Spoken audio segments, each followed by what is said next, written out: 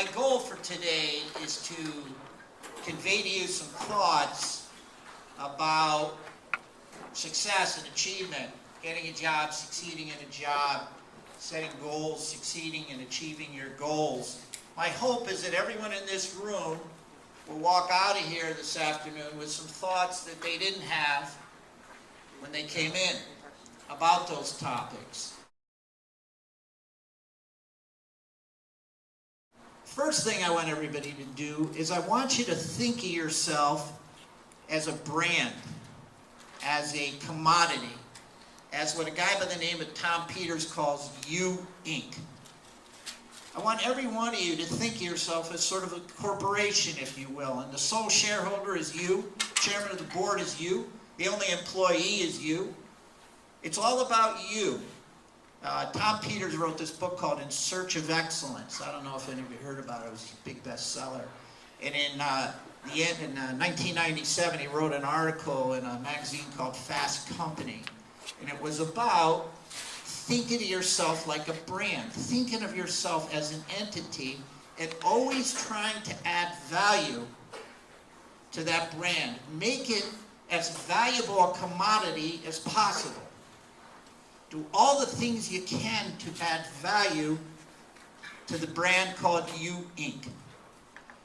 And that's really sort of the first lesson I'd like to convey to you. Think of yourself that way. Think of yourself as a business. What do you have to offer people? What do you have to offer a prospective employer? What do you have to offer possible customers or lenders or investors? You Inc. That's really what we're talking about today, how to add value to You Inc.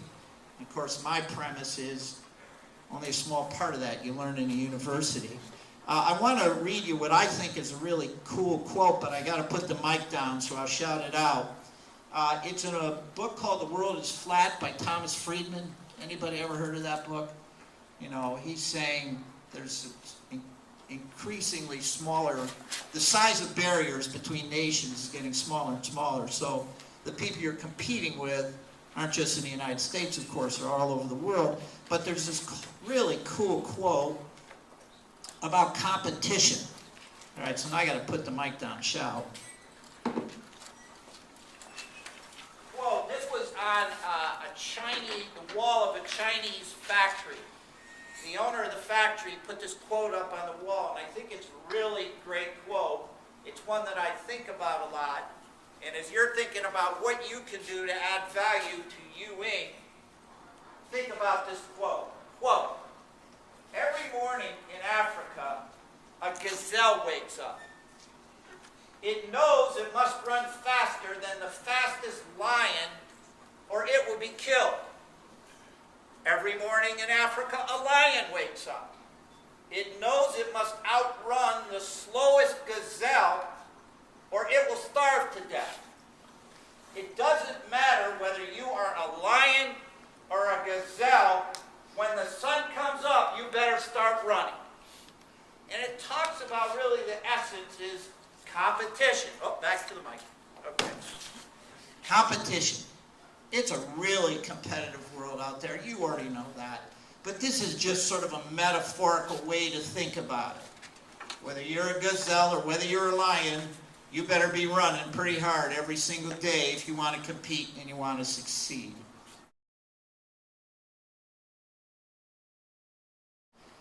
I don't care how smart you are, how talented you are, if you can't sell, you're not going to hit your maximum potential. Now, sales is just about human psychology.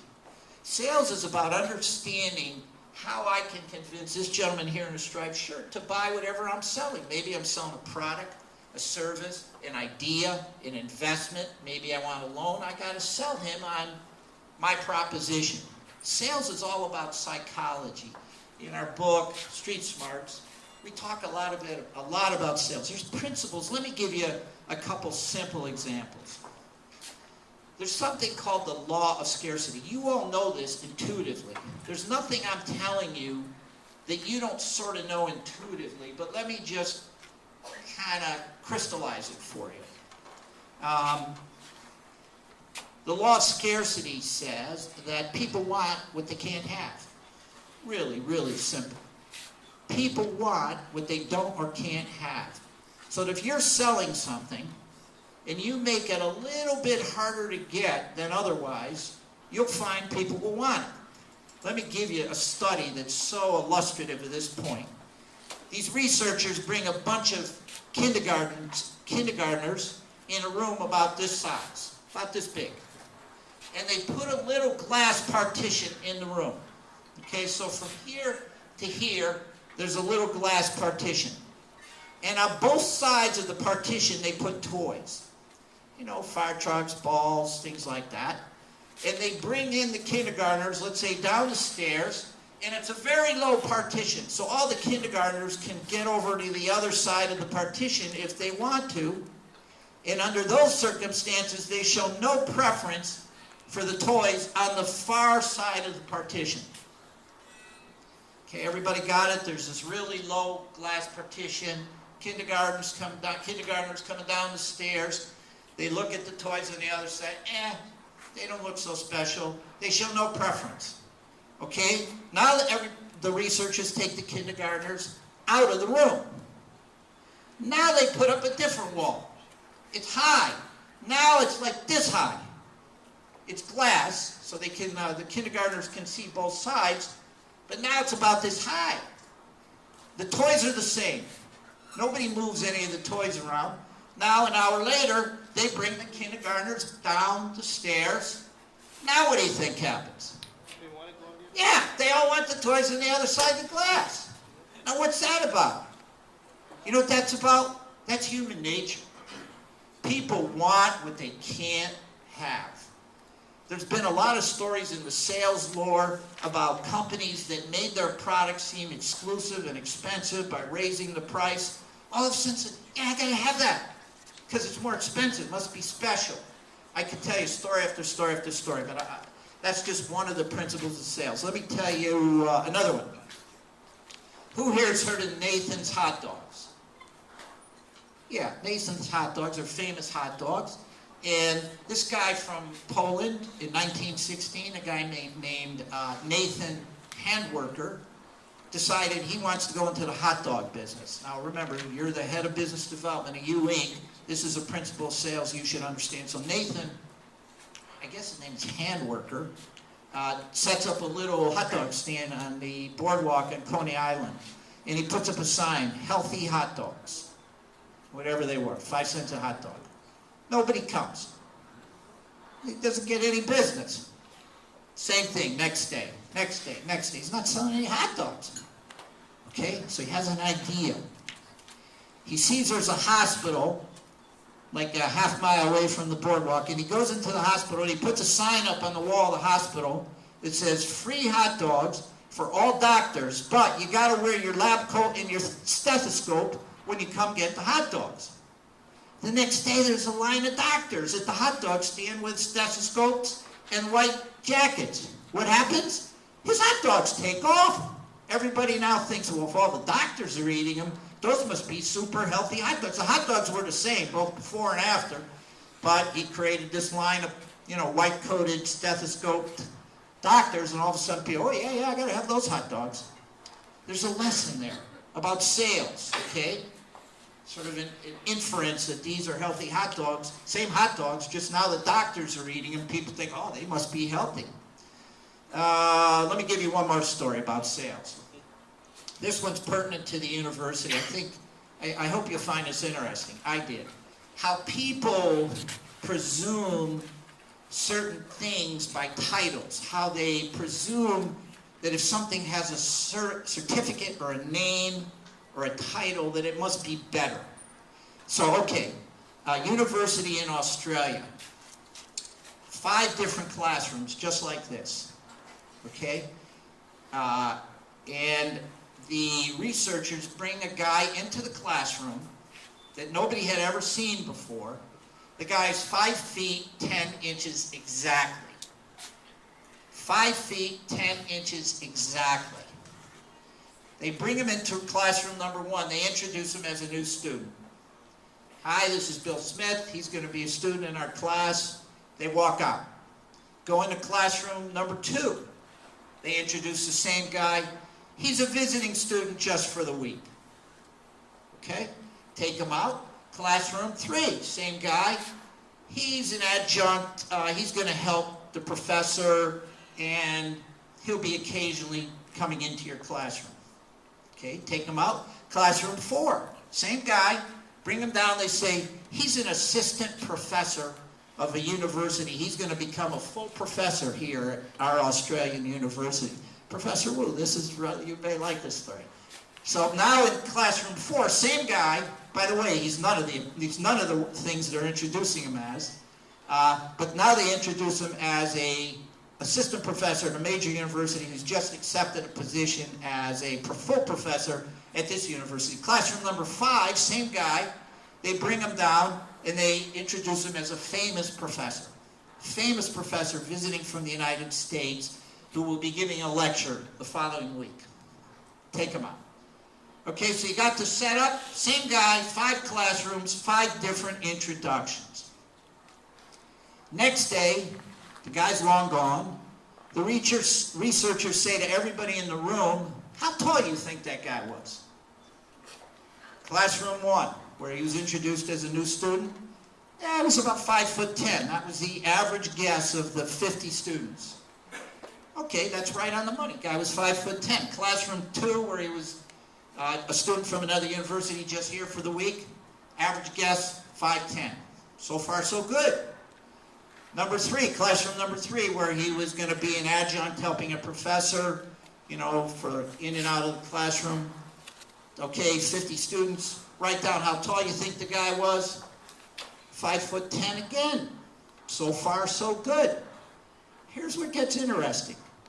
Guess what happens in classroom number 4? 50 students, they hand out pieces of paper. Guess how tall the guy was. Now here, he was introduced as an assistant professor at another university who's going to become a full professor. You ready for this? 6 feet tall. The guy grew 2 inches. And in the 5th classroom, when they, 6'1", the guy grew. In the eyes of the people, the guy didn't change 1 inch, 1 millimeter. But he grew because in the eyes of the students, when somebody said he's a full professor, like Professor Wu, you look and say, wow, he's 6 feet tall. But when Professor Wu's only a student, he was 5'10".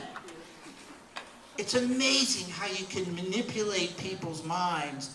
That's what sales is about. Sales is about understanding how people think and intersecting with how they think so that they accept or buy or invest or loan whatever your proposition.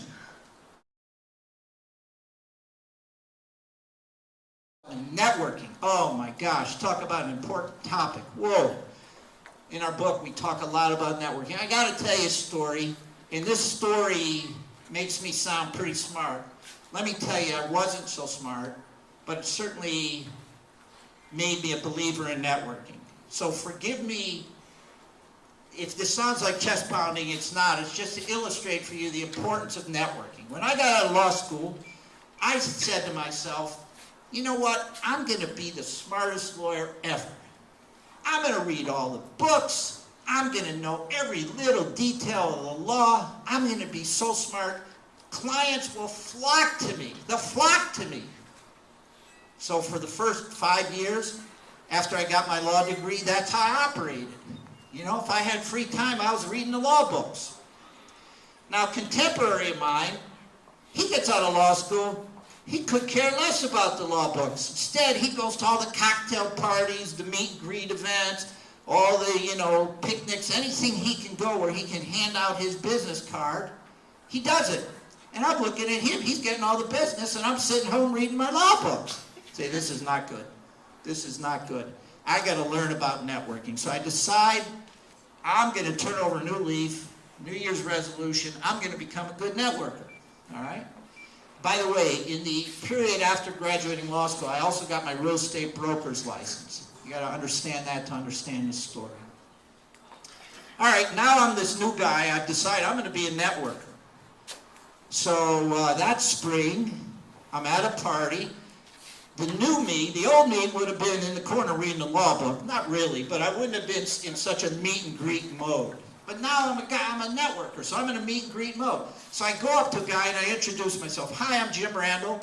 I'm a local attorney and real estate broker. And he says, hi, my name is Steve. I'm also a real estate broker in New York City.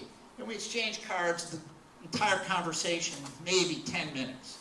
But we exchange cards. Now, 3 months later, I get a call from this guy, Steve, who I never would have met, but for the fact that I decided I'm going to be a networker. Steve calls me and he says, hey, Jim, I heard that there's this guy who lives in the same town as you named Eric, and Eric's the head of a company that may be moving into New York City. And if I, Steve, could get that assignment, I'd earn a commission, and you, Jim, would get a referral fee. In the real estate brokerage world, if you send somebody business or help them get business, you get a piece of the commission, what's called a referral fee, usually about 15% of the commission. Okay, so I never really knew this guy, Eric, but I had met him once, just once, briefly. But again, the old me would have said, no, I can't call him, I don't know him. But the new me didn't think that way. The new me, Mr. Networker, says, I'm going to reach out to Eric, because I did meet him once just for a minute, and say, hey, Eric, a friend of mine's a really good real estate broker in New York City. He heard you might be moving your company. Would you be willing to take a meeting? So I call Eric. He was a little brusque, because he didn't really know me. He says, yeah, I think I remember meeting you. What do you want? I say, well, I wonder if I could set up a breakfast meeting with my friend Steve and you, just in case you want to meet a really good real estate broker. All right, have him call me in a month, I'll meet him. And he did. Now, my total investment at that point was about 20 minutes. 10 minutes meeting Steve, 10 minutes following up with Eric. Got it? Fast forward 6 months. Get ready for the happy ending here. I get a call from Steve, and Steve says to me, hey, I really want to thank you for introducing me to Eric. His company did move into New York City. My company did get the assignment, and my company earned a brokerage commission, and you're entitled to a referral fee. I knew 15%, so I'm thinking, this is good, at 20 minutes. I'm thinking 20,000 would be wonderful. Anybody want to take a guess? Think big. 500,000? 2 million. Well, that's big. $750,000 I got. $750,000 for 20 minutes of networking. Eric's company turned out to be a big company. The deal in New York was a huge deal. My friend Steve earned, by the way, $5 million, of which he gave me 15%, which was $750 million. 20 minutes of networking. You think I'm now a pretty good networker? Boy, that story is once in a lifetime, obviously. That doesn't happen every day. If it did, I would be on some island somewhere, not here. But you know what? I became a very, very converted networker from that point on. And it's something you need to learn. There's ways to do it, ways to become a good networker, ways to develop your networking talents. I want everyone in this room to think about this idea when you leave this afternoon. I want you to devote, no matter if you're working for a big company or for yourself or looking for a job, whatever you're doing, I want you to devote 5% of your brain to thinking entrepreneurial thoughts. All I want is 5% of your brain thinking entrepreneurial thoughts. What are entrepreneurial thoughts? An entrepreneurial venture is just something you feel strongly about that requires you to take a risk. In other words, you invest some time, some money, some energy with no guarantee of a payday, but it has some life-changing opportunity for you. It could be inventing a product, could be starting a business, could be writing a book, writing a screenplay, but I want you not to lose that thought. And here's my 5 reasons why I don't want you to lose that thought. Number 1, in my opinion, you will never maximize your potential unless you're pursuing something day to day that you feel passionately about. Now, if you're one of the really, really lucky ones whose day job meshes up perfectly with your passions, that's pretty rare. Okay? In my opinion, you will never maximize your potential unless you're pursuing something you feel strongly about. I also think entrepreneurs tend to be happier people because they have control over their destiny. You know, when the only one you can blame is looking back at you in the mirror, there's something empowering about that. When you work for somebody, you might have a great idea, that person might not agree, your idea dies on the table. When you're an entrepreneur, you live the idea. Sometimes it works, sometimes it doesn't, but you got nobody to answer to but yourself.